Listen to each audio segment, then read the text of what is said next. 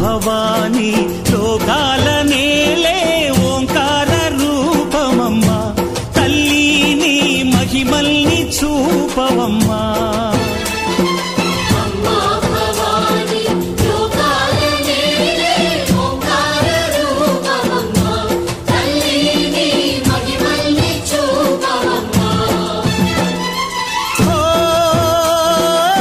సృష్టికే దీపమా